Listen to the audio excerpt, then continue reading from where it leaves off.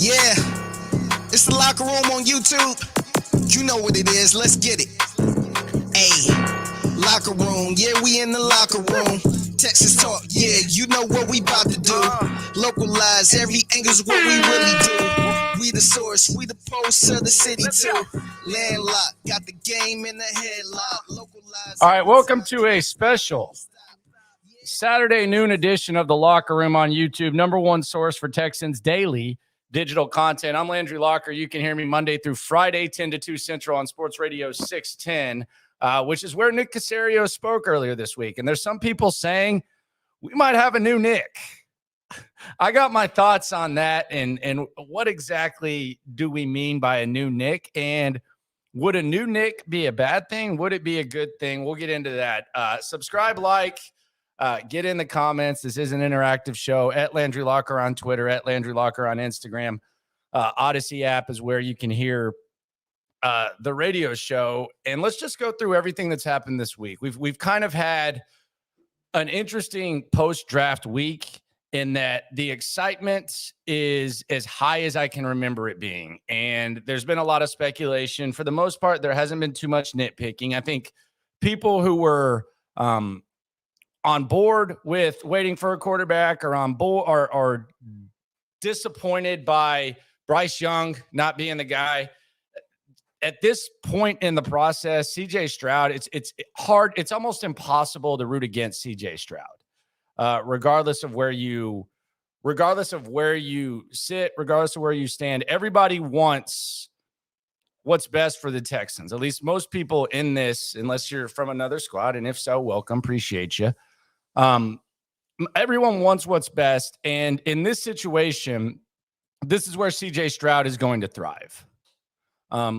Before they step on the field, the intangibles are through the roof. The story is exciting, intriguing, and he is an easy guy to root for. So that's kind of where I think things are right now.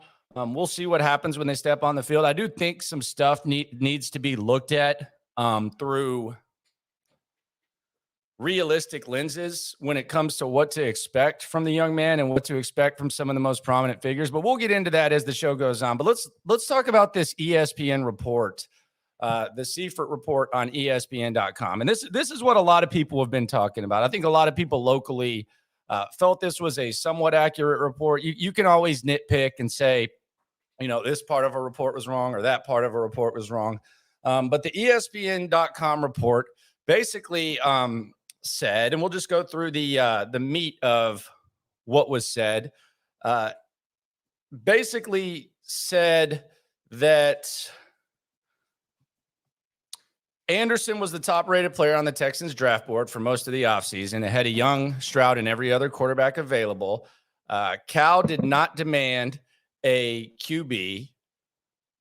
Bryce Young was the top QB on the board.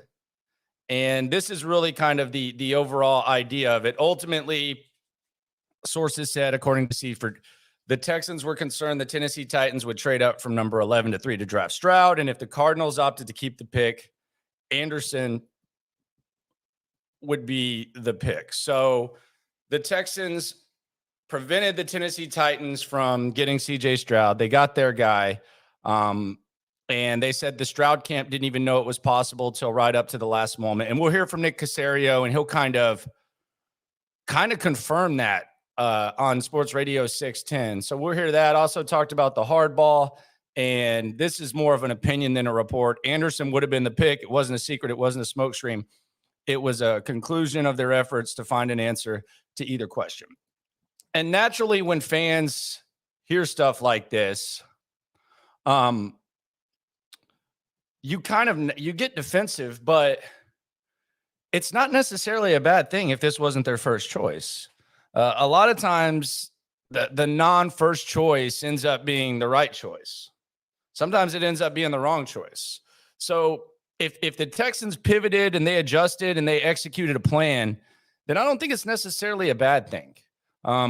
They didn't want to wait on the quarterback, according to this report. And I'm sure they'll say some – I don't expect the Texans to come out and say some stuff, like say that this is true or not. But this is what a lot of people that follow this team and feel like they have a pretty good pulse of this team. Believe, and I tend to kind of lean that way myself.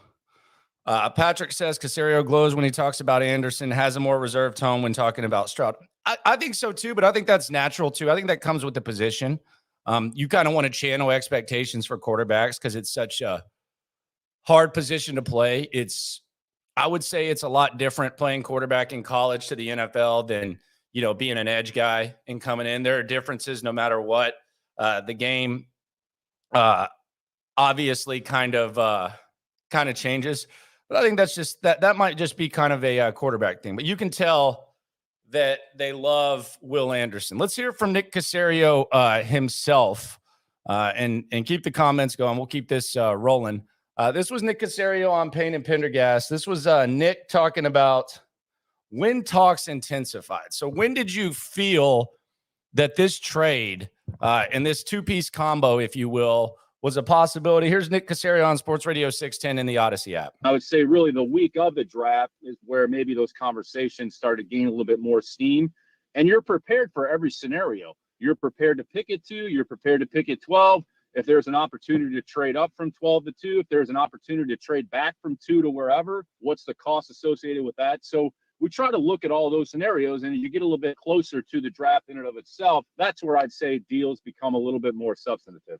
Okay, so a little bit closer to the draft, the week of an adjustment, and we've talked about this. We threw out this scenario actually weeks ago. You have the conversation, you have the discussion, and then this is when talks intensify. Now there was a natural question. I thought this was a good question from Sean Pendergast, because people wonder, if Bryce Young was a top pick and the Texans had the number 1 pick, would you have still felt inclined to trade up for Will Anderson? I have my thoughts on this theory and how I think this would have worked. But let's hear from the man who actually made the damn move, Nick Caserio. This is what old Nick had to say. No, I'd say generally speaking, we thought there might be an opportunity for us, if it presented itself, to try to get, 2 quality players sort of at the top of the draft. So there was a handful of players as we went through. And if we said, look, there's an opportunity to maybe, if we could get 2 of them, is this something that we would consider? So if we were at 1, would that have precluded us from maybe doing something else? Not necessarily. I think part of that would have been, well, what compensation was remaining? What did we have left? I think it was more geared towards trades are always player driven. So it's about the player. And if you feel you have an opportunity to maybe get 2 players that you otherwise wouldn't, you should think about it and talk about it. So I would say that was the overarching theme and philosophy as we approached it and went into it. And I look at it this way. I think the Texans liked Will Anderson as much as we hear. I don't know that they would have been as inclined to trade up to 3, because I think there was probably a little bit more of a passionate Anderson side of the Stroud Anderson discussion than there would have been Bryce. If you're getting your top quarterback, and again, they could be wrong. And I've used the Dak Prescott example. He was their 3rd choice. They wanted Paxton Lynch and Connor Cook both out of the league. They got Dak Prescott. So whether it was your first choice or not, doesn't really matter. So we don't need to get into that. But I think if as far as like a trade up, it could have been possible, but I think there would have had to been a little bit of an Anderson slide. And by an Anderson slide, maybe falling to 5 or 6, something like that, to move up from 12. And if the Texans take Young and then Stroud goes, and then who knows what happens at 3, and then you just could have some sort of free for all. But as far as like actually trading up to 3, we'll never know. I just feel like there would have had to been a little bit more slide. But if you don't think there's much of a drop off from Young to Stroud, and you got both Anderson and Stroud, then you might think that's kind of a blessing if that was going to happen. We'll never know. Tiff's asking, you're the second person to ask this. Rookie camp starts next week. So at the end of next week, rookie camp, I think we're going to be able to interview someone on the show. So be sure to download the Odyssey app. We'll have someone coming on. So it's next week. And I got you covered on that. So yeah, I think the 11th and 12th, if I'm not mistaken. So Thursday and Friday. And if it's not during the show, I'll be out there. If not, I think we'll probably get someone on the show. So we'll be able to provide that to you. The other thing that I don't think is getting enough attention when we talk about this trade is the amount, like when we talk about value and you talk about how much you give up, I do think that having extra draft picks matters. Because people are talking, like if the Texans, like when the Texans traded 2 1s and traded 1 and a 1 to get Deshaun Watson, the next year they didn't have a first-round pick. When they traded 2 1s for Laramie Tunsil, they went 2 years without a first-round pick. So the fact that you traded Deshaun Watson and you got extra draft picks means that you had more equity to give up. Now, that's not to say that you just go around and recklessly throw around draft equity just for the hell of it. But I think it does matter when we're talking about value because the Texans have a full draft next year. So if I go to a casino, and I used this example the other day, if I go to a casino and let's say I have $500, but my buddy has $1,000, if we both make a $300 bet and we both lose, who lost more? You can say, well, you both lost $300, but I would say I did. I lost 60% of my bankroll. He lost 30%. He probably could have afforded to be a little more aggressive. I couldn't, or I shouldn't have, because now I got 200 left for the entire weekend. So I do think that matters, like when we're comparing, and even in this ESPN report, I almost called it a dumbass report. I don't think it was a dumbass report, but I do think there's selective dumbassery when we talk about this, because Kevin Seifert talks about that it was clearly a package deal, that they wanted Anderson, that they wanted CJ Stroud. And then he goes on to talk about the trade value, and he uses like the Julio Jones example. And he says, you know, this is the most that anyone's traded for a non-quarterback since Julio Jones. But you understand what the strategy was. You just laid it down. So you understand the line of thinking, but then you're still putting that dumbassery out there so that people are now comparing Will Anderson to the Julio Jones trade. That doesn't make sense. Logically, that doesn't make sense. If you want to just grasp for straws and you want to just argue and you want to say, well, they traded this for Will Anderson, okay. If you're a random person and you want to do that, that's fine. But if you're Kevin Seifert and you put together this long-ass report, what's the point of those numbers? What's the point of those stats? Are you just trying to spread dumbassery? I do think the amount of money or the amount of draft equity that you have should come into play. But I think this trade should be evaluated in 2 different ways. First of all, how CJ Stroud. The number one most important way is how CJ Stroud stacks up against this quarterback class, Young, Levis, Richardson, and then how the Texans perform this season and how he stacks up against those quarterbacks. If you have a bad season and the draft pick that you traded could have been used on Drake May or Caleb Williams, then your decision to not wait for a quarterback is going to look pretty bad, at least initially. In like a small 1-year window, it's going to look bad. But if you perform well and you aren't in position and it would have cost you more to go up and get one of those quarterbacks to the point where maybe it's even unrealistic, then it's going to look fine. I also think you evaluate Will Anderson based on how you would any top 3 edge or defensive player.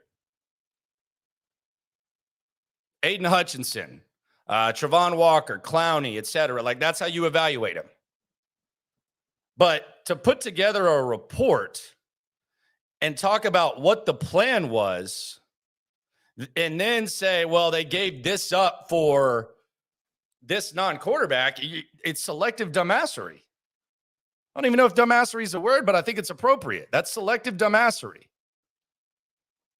And I would expect it from like national media types that don't understand the plan. But you just laid out a perfect reason why they did what they did, why they took Stroud at 2.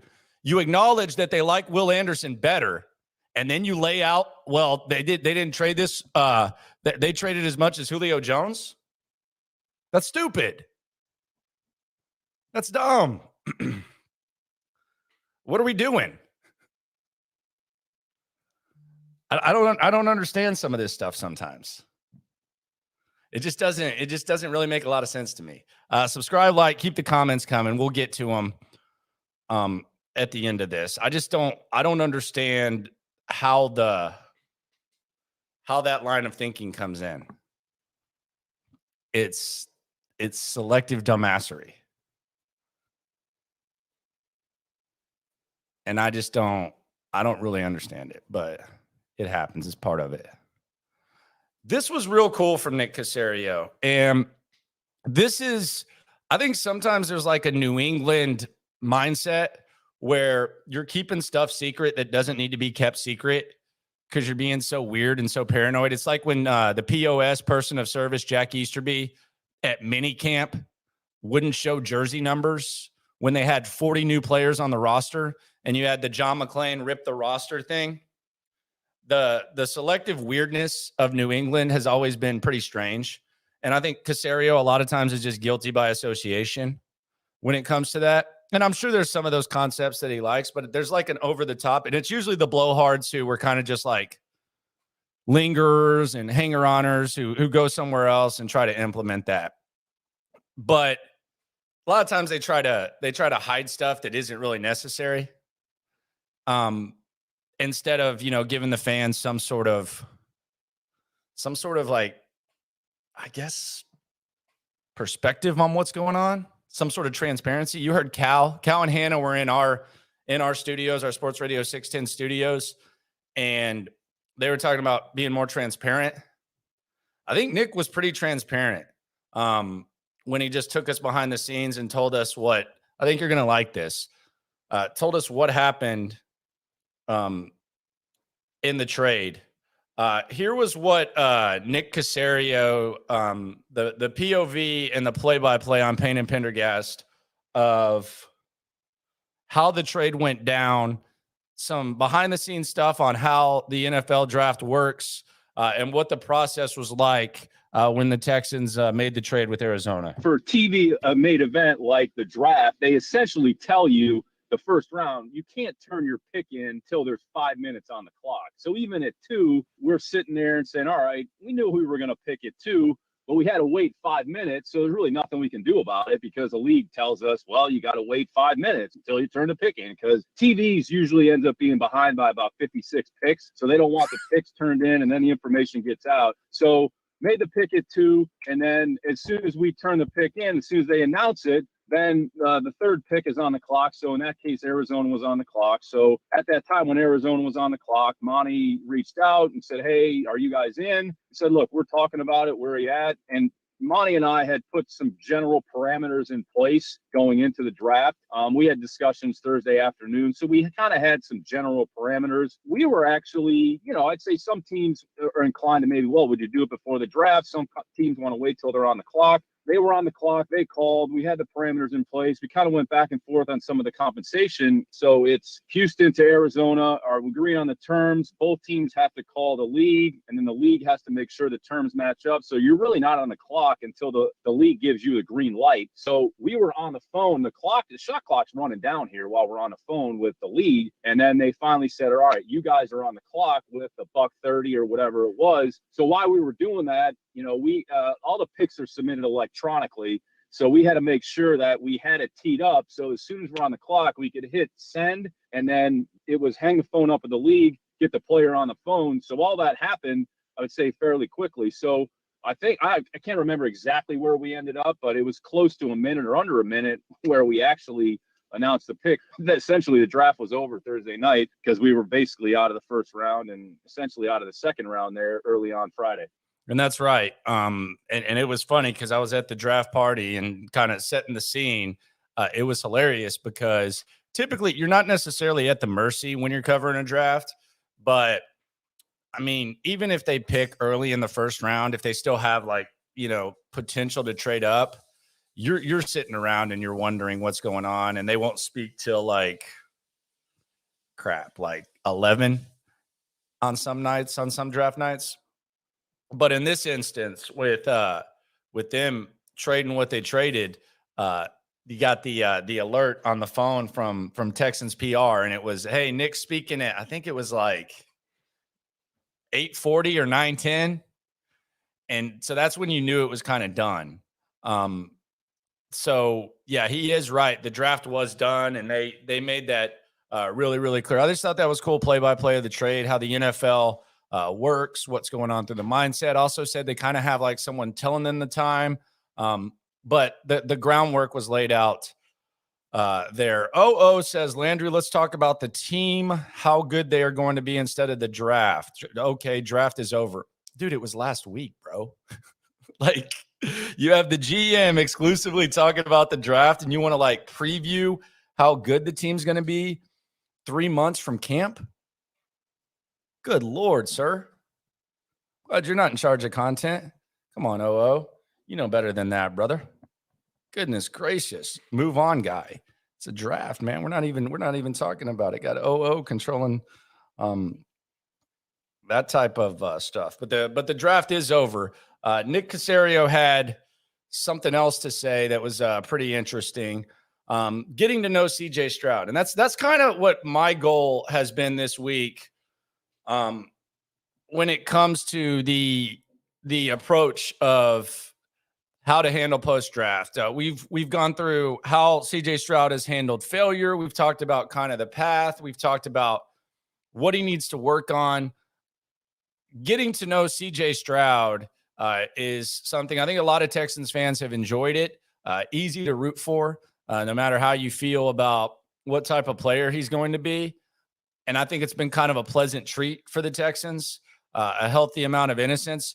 Here's Nick Caserio, though, talking about how he feels it's been getting to know the newest quarterback of your Houston Texans. He wants to compete. He wants to be really, really good. He holds himself to a high standard. And I would say you can just kind of feel that when you speak with him and talk to him. It's something you can't just read on a sheet of paper and someone says, well, this guy's a good leader. He's competitive and tough. Okay, that's great. But when you actually interact with someone, then you have a better idea. And then you're looking for a manifestation of that and how he portrays that to you. So I would say that was probably one of the things among others that really stood out about him. He's very driven, very prideful. He cares a lot about football. He internalizes a lot because he cares. His ability to kind of use that in a positive way. He was kind of going through his story. You could just kind of feel his edge, and he's a real dude. He's very authentic.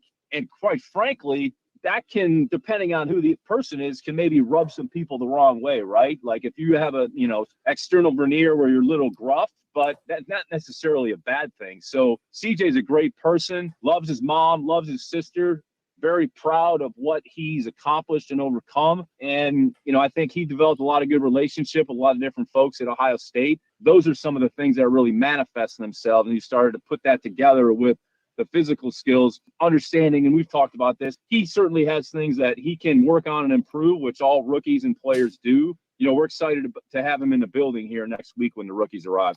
And that's a real interesting thing that Caserio said. He talked about how the personality could rub people the wrong way. It could be a good thing. And that's a video I'm going to do tomorrow. I'm going to do a little short video about Caserio talking about the test talk with CJ Stroud and the processing. And the one thing that the conclusion I've come to, and I'll just kind of preview this before I do it tomorrow, is if you're building a good football team, I don't think absolutes should be a thing when adding talent. There's going to be some quarterbacks who score high in certain areas. There's going to be some quarterbacks who take this test well, some quarterbacks who don't. Some of the ones who take it well might end up being bad. Some of the ones who do well might end up being good. Some of the ones who are bad on it might end up being good. Some of the ones who are bad on it might end up being bad. I think you take everything into account, but where you're going to find yourself getting in trouble is if you have absolutes and you look at it as this guy has to be this fast, or this guy has to be this strong, or this guy has to be able to do this. Because if you're spending all the money that the Texans and a lot of NFL organizations are, and you're not able to develop 21-year-old kids into the best version of themselves, and some guys are finished products. But if you're not able to develop those guys, then what are you even spending money on? because then you're becoming robotic. And I think that's an interesting point by Nick Caserio. You know, this could, and I'm sure there's been guys who've had the personality of CJ Stroud, and it's kind of been something that's kind of held them back. Maybe you're a little bit too stubborn. There's some guys who use that, and it's a chip on their shoulder, and they're able to thrive on it. But I don't think you should be dealing in absolutes when evaluating talents. And that's the beauty of talking about, you know, the draft and all that type of stuff. So we'll see what happens. By the way, as far as CJ, a lot of people are asking CJ Stroud and Will Anderson. We'll know next week what their jersey numbers are going to be. We're also going to have the schedule special next week, one of my favorite times of the year, the release of the schedule. But we'll know for certain what their jersey numbers will be next year. I've tried to do some digging and see if Kaimi is going to come off that 7. Don't know. But we will know next week what number they're going to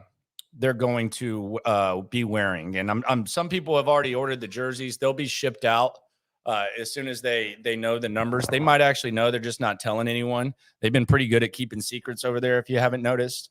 But we'll know what the jersey numbers are. I also have a theory on this, and I want to know what y'all think about this, because this is my jersey theory.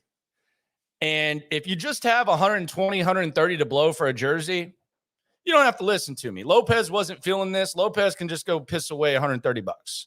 For me, a jersey is kind of like a commitment. You want it to be relevant for a long time. It's kind of like a commitment. Like when you buy the jersey, you want it to have a long shelf life. You don't want to buy a jersey and all of a sudden that dude's gone. So my theory is this when it comes to jerseys. If I'm advising the listeners on buying jerseys, and I don't know if the Texans like this advice, but this is just me, man of the people. I wouldn't buy a Will Anderson, CJ Stroud jersey this year, because next year they're going to change uniforms. And next year, the CJ Stroud and Will Anderson jerseys, they're going to be popular at the team shop. They're probably going to cost around the same. They might add $20 because it's new jerseys, but I would wait, because what's going to happen is these $120 jerseys right now, the CJ Stroud and the Will Anderson, you guys know this. Most of you are common folk. Even the Mechie jersey, like, save off on the jersey this year, because what's going to happen is as soon as the new jerseys drop, they're going to Ross or TJ Maxx. Y'all know this. And yes, they might end up being collector's items down the road, but in 1 year's time, I can promise you, the new jerseys are going to drop next year. I don't think they're not going to swap. Someone's asking if you're allowed to swap. That was just because players were leaving. You're not going to be able to swap a CJ or Will when they have new jerseys. So what you need to do is wait till next year. I promise you that once the jerseys are new, you can buy a CJ, you can buy a Will, you can buy a whatever at Ross or TJ Maxx, and then you can hold on to it, and 5 years from now, it'll be a collector's item, because we'll be saying, wait, did they ever wear that jersey? Which it can still be cool if you buy it now, but I'm telling you, if you wait, you're probably going to save about $70, $80. And then next year, when you want to drop the full bill plus, bill 20, bill 50, whatever on a jersey, you'll get the new one, because there's going to be a shelf life on this one. Unless you want to rock the old jerseys. To me, the old jerseys look whack as hell now. Maybe it's because we know they're going to have new ones. But to me, like, even seeing like the videos of them working out, the jerseys just kind of look whack. So just wait. Just wait till next year. And if you want to get this jersey, you'll be able to get this jersey that's going to be like a Bill 30, whatever, the Anderson Stroud. You're going to be able to get it at Ross or TJ Maxx, right on that rack. Promise you. That's not good for them, but I'm a man of the people. I'm just telling y'all what's up. So rock your jersey, hold off here. Hell, go get you a nice polo, go get you a nice hoodie instead, because you'll be able to get that jersey for cheap next year. That's what I would do. That's my free advice to the people. If you can just drop a Bill 30 and then a Bill 30, go ahead. I know how you guys are when it comes to jerseys. You're going to buy the CJ or the Will. If you're wanting to buy a CJ or a Will now, as soon as the new one drops, you're going to want to buy the new one. And the old one, it's going to be 130. You're going to have 1 year on it. And then next year, Ross, TJ Maxx, people will be rocking the same damn thing, but they'll be doing it for about $40. So that's my free advice to you when it comes to the the jerseys. I want to talk about the GMs in the division. Caserio versus Ballard versus Balky versus Carthon. And how Caserio stacks up. Because the Nick Caserio, and we'll get into whether or not this is a new Nick Caserio or not in a sec. Nick Caserio, I think it's kind of like Carthon. Carthon's a first-year GM in Tennessee. And while it's not a complete bleep show like the one that Caserio inherited, I do think it's hard to judge him based on where they are right now. And we won't get a true grasp of what he is until 3 years down the line. He basically rolled the dice with Will Levis. And this is not, I don't think like his entire fate or the entire fate of the franchise rests on Will Levis, but he's swinging for the fences to where maybe he can speed up the process he's inevitably going to have to go through. They're already having to cut guys. Kevin Byard's unhappy. Ryan Tannehill's going to be gone after this year. Will Levis, regardless of what you think about him, he's basically swinging for the fences and crossing his fingers that everyone made a mistake and that he can find his quarterback of the future, and that will speed up his process. But as far as evaluating Carthon as a GM, much like evaluating Caserio last year or the year before and making like an absolute comment, like you can talk, you can do whatever, but you talking about him in like absolute form outside of just like criticizing like individual things where the cost of some of his mistakes wasn't that high. I think that's kind of where Carthon is. So I kind of push Carthon to the side when it comes to evaluating him as a general manager. Chris Ballard, to me, and I maybe this is me kind of overreacting. I think Chris Ballard did a really good job of building a roster that would have been good had Andrew Luck never retired. And they were unable to find a quarterback that worked with it. And I don't think they have a championship roster anymore. I think there was like a 2-year gap where if they would have gotten a really good quarterback that they could have made some noise. But it kind of seems like that's kind of drifting away a little bit. And they've got Anthony Richardson. Also with Chris Ballard, it kind of feels like he's a little bit of a clout chaser. Like those Indianapolis Colts videos, like the way that he's doing things and the way that Irsay, and I've heard people in Indianapolis talk about how Chris Ballard he's kind of like a Daryl Morey-ish type of guy where he likes to control the media. He likes to go up there and, it's the transparency, but it's kind of like there's a little bit certain level of sensitivity. We talk about Irsay as a clout chaser. Chris Ballard strikes me as a guy who while that thing is filming would be like, giving a speech to his team and then saying, hey, let's re-record this. He kind of has a little bit of a clout chasing, like trying to put together like some sort of clip or meme type of vibe to him right now. And we'll see what happens with Anthony Richardson. I think Ballard's best work might be behind him. I think it might be behind him. And that stuff kind of rose me the wrong way. Balky's an interesting one because I would have bet good money 2 years ago that Balky would be gone, but Balky's still there. And they had a good offseason last year, especially with the way in which they added Trevor Lawrence's weapons. Travis Etienne, that was really his first year in the league, so they used their extra draft pick to add him. He was one of the most productive backs in the league. They got Zay Jones. They added Christian Kirk, and they added Ingram. And those three guys had career years, and Trevor Lawrence many believe took the next step and they won a playoff game. So Balky deserves credit there.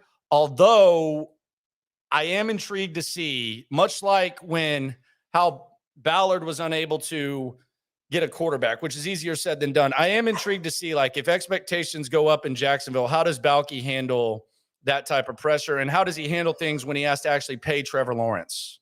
And they're not going to have the luxury of overpaying, for lack of a better term. He lived up to the contract, but overpaying, the Christian Kirks of the world and all that type of stuff. So we'll see what happens with Balky. Caserio, this is going to be the draft class where we really judge him. The draft class 2 years ago doesn't look great, but you didn't have a first or second round pick and you were kind of swinging for the fences. There's a chance that Nico Collins is the only guy from that draft class that's on the team. Think about it. Could easily see a scenario where Lopez, Wallow, Mills are all gone. Maybe not, but we could easily see that. And that's just kind of one of those scenarios to look out for. But I think Nick Caserio right now, this is where we're going to start judging Nick Caserio. Now, have we found a new Nick? Is this a new Nick Caserio? After that interview, you had some people saying, wow, I like this new Nick. This Nick seems laid back. Is this a new Nick Caserio? Nick Caserio, new guy. Lopez was saying it. There were a lot of listeners saying it. I think Nick Caserio is Nick Caserio. I don't think he's going to change. I think the things around Nick Caserio have changed. And maybe he adjusts. He's working with a head coach who belongs in the NFL, who other teams would actually hire. He's working with full draft equity. There's new vibes in the building. There's a new offensive system. He doesn't have $75 million in dead cap, and he just completed one of the most stressful things that a GM goes through, the draft. And he did so with a new structure. I mean, him and D'Amico, when were they hired D'Amico in what, mid-January? In about 3 months' time, they had to develop a relationship, figure out how to work together, and figure out what they were going to do in the draft. So there's probably a certain level of stress relief that comes with getting that done. That's why you hear a little bit more of a loose Caserio. But is there like a new Nick Caserio? I think the situation's new. I think the situation's new and the situation's fluid.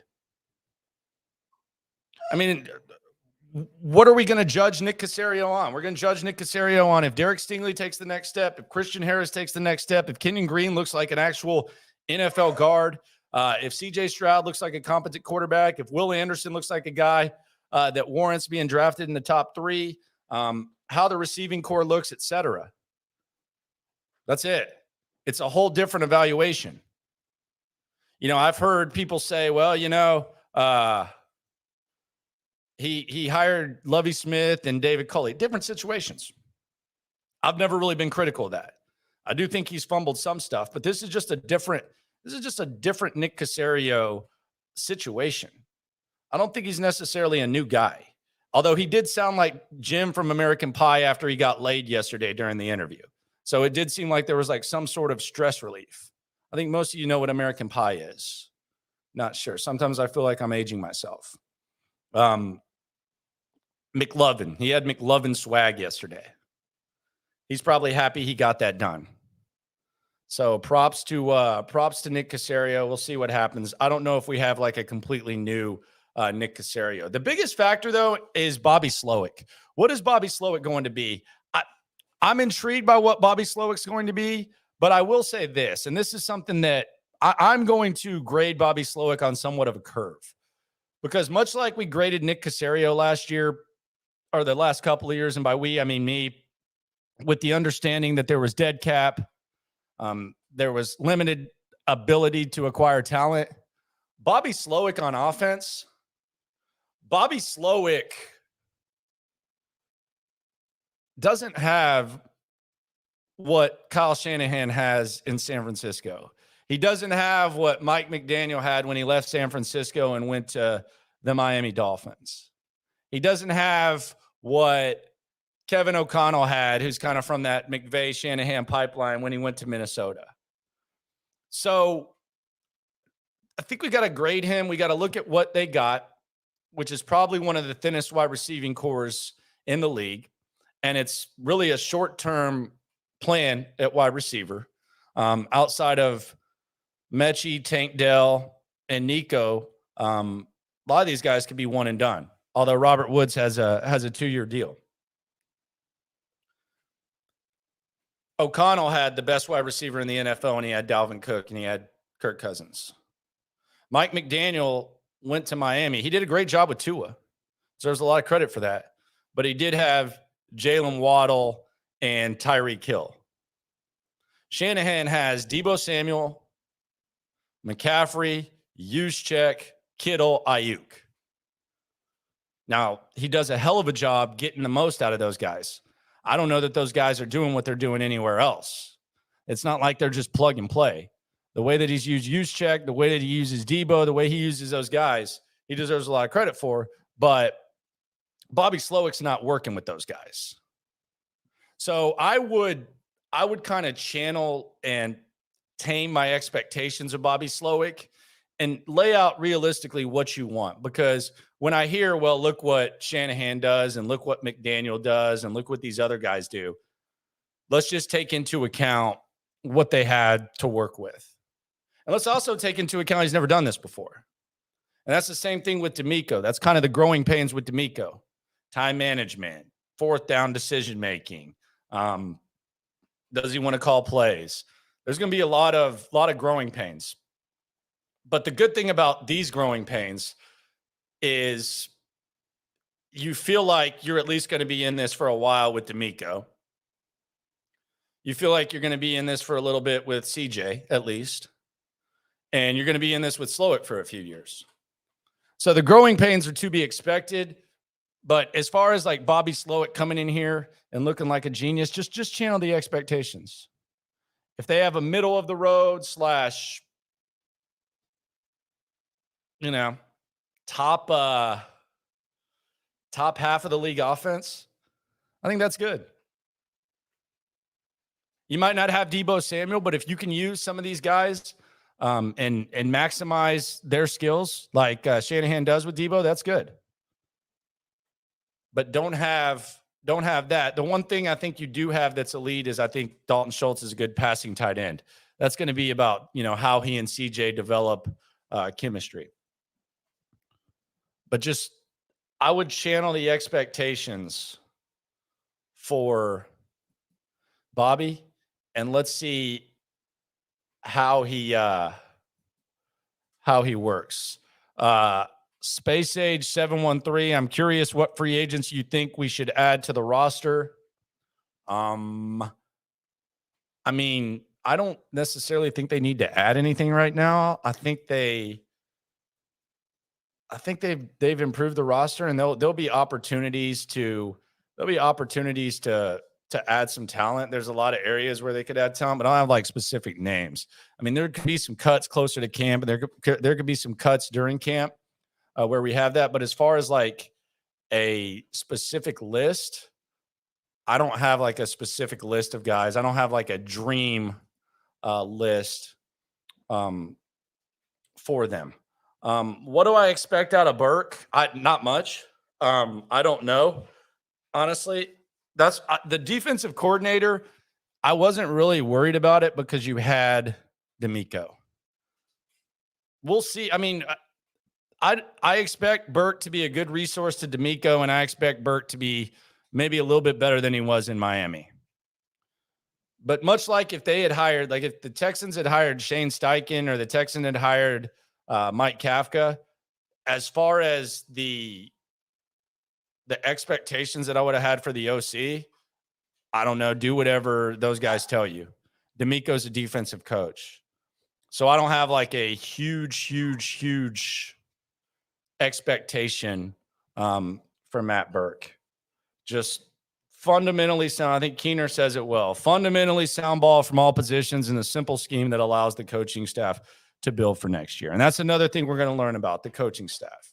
That's something you can't measure. You can't predict. And, when the Giants went from 4 to 10 wins last year, they didn't know what Brian Dable was going to do. They didn't know how Wink Martindale was going to look outside of New York. They didn't know that Mike Kafka maybe had a little bit more to do with what was going on in KC than he got credit for. And he was immediately ready to call plays and did a good job with Daniel Jones. So you can't measure the coaching staff. What we do know about the coaching staff is a lot of people wanted DeMeco Ryans. Most people wanted DeMeco Ryans during the search. But until we actually see what that looks like, it's optimism, or it could even be blind optimism. Because what we see from DeMeco early is definitely not going to be what it is late. There's going to be some growing pains. There's going to be some excitement. But I think we can all agree. One thing we can't agree on is we are all excited about what's going to happen with DeMeco Ryans, and the vibe's a little bit better. New Nick Caserio? Not really. Just a new situation And the same old here in the locker room, daily content from yours truly. Appreciate everyone for coming through. Subscribe, like. I'll holler at y'all a little bit later. Going to talk about that CJ Stroud stuff. But in the meantime, enjoy your weekend. And no matter what happens, we're all in this together. Can't stop, won't stop. Yeah, we top 2 and we not too. Plugged in daily digital on YouTube. We got taste for days. Opinions to give, we got takeaways. If it's up, then it's up. We number one. You don't need